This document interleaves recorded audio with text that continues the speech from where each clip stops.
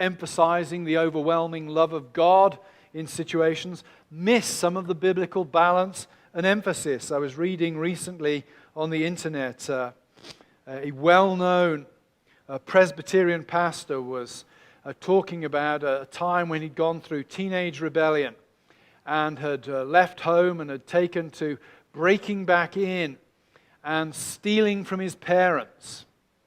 And at some point his parents, I think the situation was that his father had been leaving his checkbook about, so the son was able to take checks from the checkbook. And he'd used this as an analogy to how God deals with it. Finally, overwhelmed, if you like, by the love of his father, he'd ceased to be in rebellion against his father. And he was using this as a paradigm for sanctification. How are we sanctified? Well, just preach the overwhelming love of God, and ultimately, that sort of aces everything, and one comes back from being in rebellion against God. I was thinking that was some of the most ridiculous and dangerous pastoral advice I'd ever read anywhere.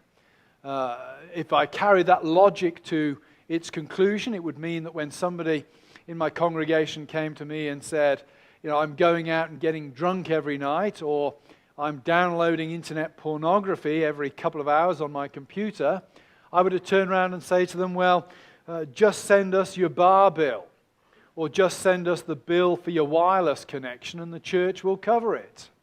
It's insane pastoral advice.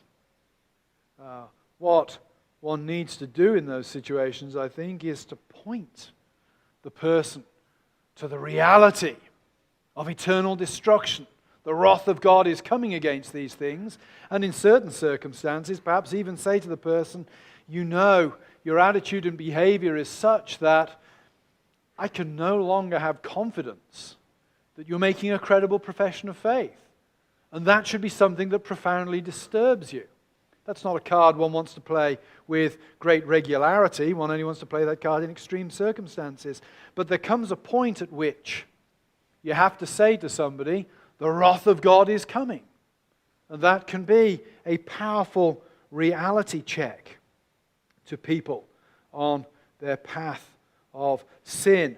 One can also bring home to people how their behavior can destroy their usefulness.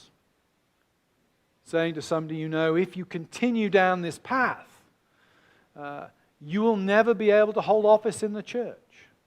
Or you will never be able to function properly as a husband with your wife or as a father to your children.